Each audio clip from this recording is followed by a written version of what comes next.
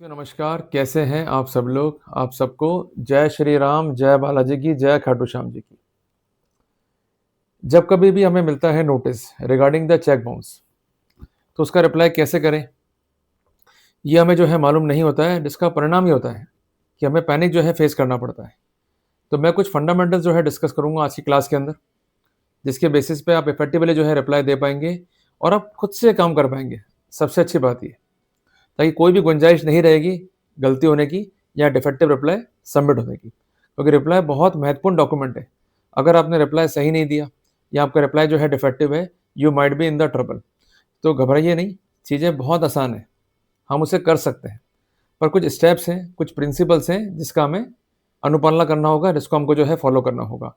Directly हम चलते हैं टूवर्ड्स द स्क्रीन, जहाँ मैं कुछ पॉइंट्स जो है आपको लिखूंगा। पहले अपने आप को जो है आप क्लियर कीजिए, उसके बाद पॉइंट्स को जो है नोट डाउन कीजिए। जब कभी भी रिप्लाई आप देंगे, ये पॉइंट आपके बहुत काम आने वाले हैं। Without any worry you may proceed. चलते हैं टूवर्ड्स द स्क्रीन। तो जब भी हमें आएगा नोटिस चेक बाउंस का, तो उसमें जो कंसर्न काउंसिल हैं अपोजिट पार्टी के, वो सिर्फ एक स्टोरी करेंगे सेटअप कि आपने रुपए जो है उधार लिए थे, it is called a debt, जिसको चुकाने के लिए आपने ये चेक दिया, ये चेक जो है बाउंस हो गया। 15 डेज के भीतर भीतर आप पेमेंट कर दें, अदरवाइज आप पर कानूनी कार्रवाई होगी। मात्र 2 पन्ने या 3 पन्ने का नोटिस जो है आपको आएगा। पहली बात तो ये क्लियर हो गई। अगर नोटिस आया है तो उसका रिप्लाई ज़रूर दें। अगर रिप्लाई नहीं देंगे तो 143A एनआई एक्ट में कोर्ट ये अज्यूम कर लेगा कि आपका डिफेंस ही नहीं है, और डिफेंस के अभाव में कोर्ट जो है इंटरिम कंपनसेशन तय कर देगा, और अल्टीमेटली केस को भी जो है आप हार जाओगे, क्योंकि जो प्रिजम्पशन है हमारे खिलाफ सेक्शन 118, सेक्शन 139 एनआई एक्ट का, उसको रिब्यूट करने के लिए भी रिप्लाई आवश्यक है। ये बेसिकली गोल्डन रूल्स हैं, इसको जो है आप नोट डाउन कर लो। अब फंडामेंटल पॉइंट ये है कि रिप्लाई कैसे करें। रिप्लाई हमें सामान्य नहीं करना है, ये नियम लिख लो। हमें रिप्लाई करना है स्पेसिफिक। अगर हमारा रिप्लाई सामान्य होगा तो ऑर्डर 8 रूल 4 सीपीसी के तहत ये रिप्लाई कंसीडर नहीं होगा। क्लियर है? अब प्रश्न ये बनता है कि हमें रिप्लाई के अंदर जो बातें लिखनी है या जो बातें लिखेंगे, क्या उसे प्रूव भी करना होगा बियॉन्ड रीजनेबल डाउट? उत्तर है नहीं।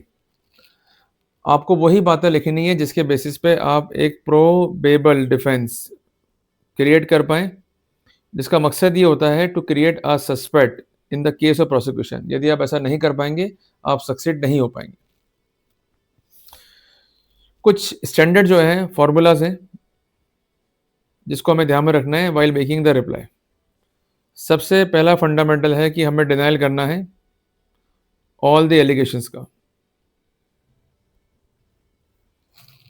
हमें लिखना होगा कि I deny all the allegations जो कि आपने मेंशन किए हैं इन द नोटिस। क्लियर? ये एक प्राइमरी स्टेप है। दूसरा होता है अटैक लीगल इन्फोर्सेबल डेट पे। मैं लिख रहा हूं, इसको आप जो है नोट डाउन करते हुए चलिए। लीगल इन्फोर्सेबल डेट अगर अस्तित्व में नहीं है तो केस जो है मेट आउट नहीं होगा सेक्शन 138 एनआई एक्ट का। तो ये बेसिकली पॉइंट है जिसपे हमें हिट करना होता है। एग्जाम्पल लेते हैं। मिस्टर ए कहते हैं कि मिस्टर बी ने 5 लाख रुपए जो है उधार लिए, जिसके बेटे जो है चेक दे दिया और ये चेक जो है बाउंस हो गया। क्लियर? अब मिस्टर बी रिप्लाई में कहते हैं कि ये 5 लाख नहीं है, ये बेसिकली 2.5 लाख रुपए है, क्योंकि 2.5 लाख मैंने पे ऑफ कर दिए हैं, जिसका प्रमाण जो है इंक्लोज करते हैं मिस्टर बी अपने रिप्लाई में। तो जो ये 2.5 लाख रुपए पे ऑफ किए हैं, ये इंट्रोज करने थे मिस्टर ए को, जो नहीं किए तो वहां पर केस क्या हो जाएगा? फेल हो जाएगा, क्योंकि अटैक कहाँ हुआ है? लीगल इन्फोर्सेबल डेट पे। क्लियर है? कई बार ऐसा होता है आपका डिफेंस कि ये चेक जो है ये सिक्योरिटी पेड है, पर एक बात ध्यान रखिएगा कि जो भी स्पेशल डिफेंस आप लेंगे, बर्डन जो है आपके ऊपर है। हाँ, पर अगर कोई चेक आपने इशू करा है, चेक है PDC towards a legal enforceable debt, तो वहां पर केस मेंटेनेबल है। पर अगर कोई कॉन्ट्रैक्ट है जिसमें एज इंडेमिनिटी या एज सिक्योरिटी आपने चेक दिया है और इसकी प्रॉपर जो है लिखा पढ़ी है या आपके पास जो है प्रूफ है, उसको आप पेश करके एक डिफेंस को स्टैंड कर सकते हैं कि किसी भी रूप में लीगल एनफोर्सेबल डेट नहीं है, it is basically towards a security and indemnity. तो वहाँ पर जो है फ़ायदा मिल सकता है। क्लियर है बात ये? तो मोटे-मोटे यही डिफेंस जो है काम में लिए जाते हैं, जो मैंने आपको स्पष्ट किया। इसके अलावा डिफेंस आपका क्या है, ये डिपेंड करेगा फैक्ट्स एंड सर्कमस्टेंसेस पे, पर जो भी आपका डिफेंस है, उसको स्पेसिफिकली नंबर 1 पॉइंट वाइज़ जो है नरेट कीजिए, अगर नहीं करेंगे नुकसान आप ही खा जाएँगे। इसके अलावा जो मटेरियल फैक्ट्स हैं, उनको कैसे कंसील किया है परिवादी ने, मीन्स नोटिस देने वाले ने, इसको भी जो है मेंशन कीजिए, इसका भी जो है फ़ायदा मिल जाएगा अपने को। इसके अलावा अगर कोई फैक्ट फ़ॉल्स है, तो ये भी अपने लिए इम्पोर्टेंट है। मैं दोनों को लेकर एक एग्ज़ाम्पल जो है देता हूँ आपको, कि मिस्टर ए ने नोटिस में लिखा कि मैंने 5 अप्रैल 2026 को मिस्टर बी को 5 लाख रुपए दिए थे। केवल एग्ज़ाम्पल ले रहे हैं अपन। जबकि 5 अप्रैल 26 को मिस्टर बी कहाँ थे? अमेरिका में। तो इंडिया में रुपया देना नॉट पॉसिबल है। फिज़िकली मिले हों, रुपया दिया हो, फिज़िकली नॉट पॉसिबल है। तो ये डिफेंस जो है काम करेगा कि फैक्ट जो है फ़ॉल्स है।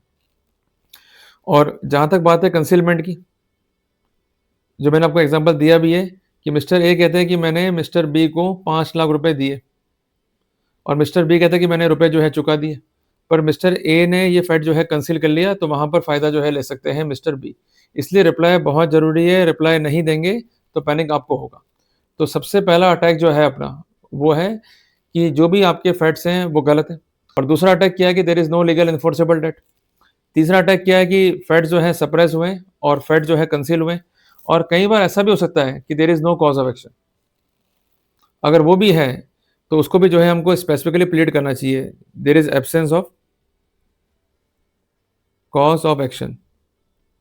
फॉर एग्ज़ाम्पल कोई कंपनी है, उसके बिहाफ़ पर मिस्टर ए ने जो है नोटिस दे दिया, पर मिस्टर ए के पास जो है कोई भी प्रॉपर पावर ऑफ अटॉर्नी नहीं है या कोई डॉक्यूमेंट नहीं है to show the delegation of power, तो वहाँ पर अपन फ़ायदा ले सकते हैं। इसके अलावा अगर मान लीजिए नोटिस दिया गया आपको, पर चेक जो है कंपनी के बिहाफ़ पर है, तो वहाँ पर सेक्शन 141 एनआई एक्ट है, उसका जो है कंप्लायंस करना होगा। उदाहरण के लिए मिस्टर ए ने केस किया मिस्टर बी पे कि आपने रुपए उधार लिए थे और अल्टीमेटली रुपए जो है चुकाए नहीं आपने और उसके बेटे जो है चेक दिया, ये चेक जो है बाउंस हो गया। मिस्टर बी ये कहते हैं कि ये जो चेक है ये कंपनी के बिहाफ़ पर है और कंपनी को आपने पार्टी नहीं बनाया, जो कि अज्ञापक है, it is not my personal transaction.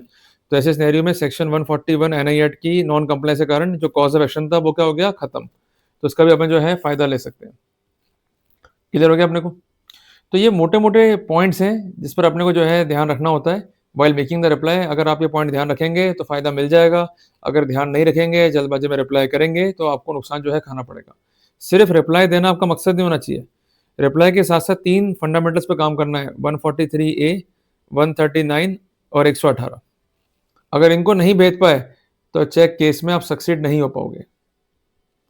इस जब भी आप रिप्लाई कर रहे हो, तो ये अश्योर कर लो कि जो मेरा डिफेंस है, जो मेरा स्टैंड है, क्या उसका इफ़ेक्ट जो है प्रोबेलाइज़िंग है या नहीं है? अगर उसका इफ़ेक्ट प्रोबेलाइज़िंग नहीं है, आपका डिफेंस प्रोबेबल नहीं है, तो वहाँ फ़ायदा आपको नहीं मिलने वाला है। क्लियर हो गया? तो मैंने आसान शब्दों में आपको समझाया कि किस प्रकार जो है हम डिफेंड करें और किस प्रकार जो है प्रोसीड करें। जल्दी मिलेंगे एक नए टॉपिक के साथ।